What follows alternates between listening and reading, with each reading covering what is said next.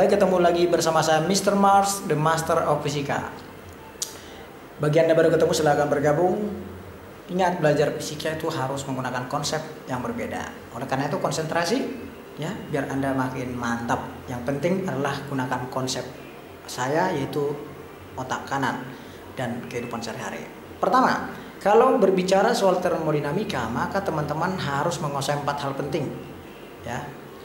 Yang pertama adalah proses gas, yang kedua adalah hukum pertama termo, yang ketiga energi dalam, dan yang terakhir adalah mesin Carnot. Nah, jadi karena ini materinya cukup lumayan supaya Anda nggak pusing dan cepat mengerti, maka akan kita bagi dua teman-teman video ini untuk bahas materi ini. Kita bahas di 3 hal karena ini masih berhubungan. Proses gas, hukum termo, sama energi dalam. Ya, jadi kalau saya jelaskan secara singkat, proses gas itu ada 4 ya. Umumnya 3, tapi saya rampungkan di sini jadi 4. Pertama adalah isobar, tekanannya sama. Jadi P1 sama dengan P2. Yang kedua adalah isotherm, T1 sama dengan T2. Artinya tidak ada suhu naik atau turun alias tetap, maka delta U-nya sama dengan 0. Isokorik, berarti isokorik ini artinya volumenya sama sehingga usahanya sama dengan 0. Dan yang terakhir adalah adiabatik, maka tidak ada kalor yang masuk atau yang keluar, Q sama dengan 0. Sementara untuk hukum pertama itu rumus yang kita pakai nanti adalah delta U sama dengan Q min W. Delta U itu ada energi dalam, Q adalah kalor atau panas, W adalah work alias kerja.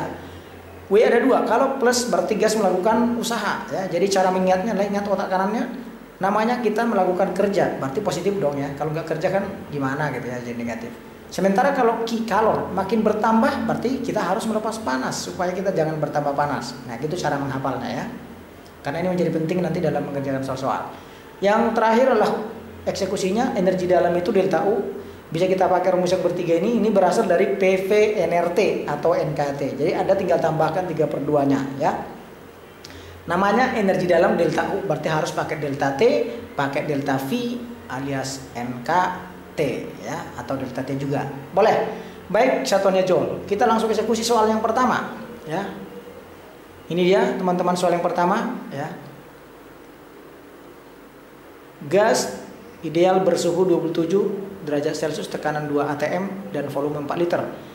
Dipertahankan suhunya tetap, volumenya ternyata menjadi 6 liter dan besar tekanan sekarang berapa? Masukkan rumus dengan konsep ini teman-teman. PV NRT sebenarnya. Jadi PV per T samakan, tinggal diganti 1 dan menjadi 2. Karena isotherm T-nya coret, maka kita masukkan data-datanya 2 kali 4 sama dengan P kali 6, maka P-nya 8/6 atm. Atau kalau kita konversi ke satuan joule, 8,6 kali 10 pangkat 5 pascal ya, satuan internasionalnya. Kemudian yang kedua, gas ideal mengalami proses isotermal jika gas menerima usaha. Menerima usaha teman-teman berarti negatif ya. Ya, 1,5 kali 10⁻³ joule, maka berapakah kalornya? Isotermal berarti tadi delta U-nya 0. Delta U Q min W. Menerima usaha, W-nya negatif, maka 0 sama dengan Q minus buka kurung negatif karena menerima 1,5 10⁻³. Hasilnya adalah minus 1,5 kali 10⁻³ joule. Karena negatif berarti dia menerima kalor ya, karena negatif. Baik, soal yang kedua kita akan diberikan soal seperti ini, berbeda ya. Gas 2 mol 27 derajat dan tekanan 2,5 atm, isokorik. Ingat volume sama, usahanya 0, menjadi 4 atm. Energi dalam berapa ya? Kalau di sini kita kenapa nggak pakai delta U Q min W? Karena di sini teman-teman nggak ada melakukan usaha, tidak ada kalor yang lepas atau keluar gitu ya. Kalau tadi ada, nah kalau nggak ada, Anda tinggal milih 3/2 NR delta T, 3/2 3/2 P delta V, atau 3/2 NK delta T. Kita cari T2-nya dulu karena berbicara soal delta T. Jadi karena isokorik V-nya coret, masukkan P1 dan P2, T1 dan T2. T1-nya harus dalam Kelvin. Jadi kalau tadinya 27 derajat, sekarang jadi 300 karena memang harus jadikan Kelvin tambah 273.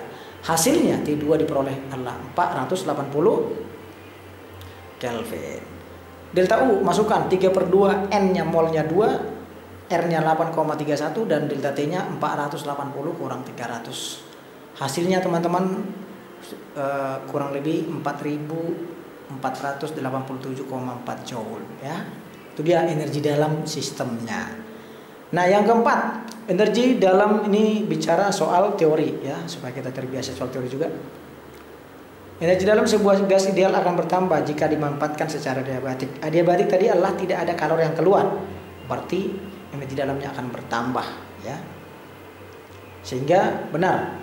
Sebab energi dalam gas ideal sebanding dengan suhu gas. Ingat, delta U sama dengan 3/2 mR delta T. Berarti energi dalam sebanding dengan delta T.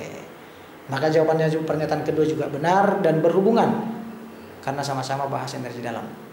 Ini contoh soal SBM 2006. Jadi kalau memilih pilihannya apa? Karena benar dan pernyataan kedua benar juga berhubungan, maka pilihannya adalah A. Baik, terima kasih. Semoga bisa dimanfaatkan materi kita ini untuk mengerjakan soal yang lain. Jadi caranya teman-teman, ingat konsepnya tadi ya, supaya Anda makin hebat dan paham. Terima kasih. Kalau masih kurang boleh datang ke tempat kita atau kunjungi website kita. Sampai ketemu lagi bersama saya Mr. Mars. Salam sukses.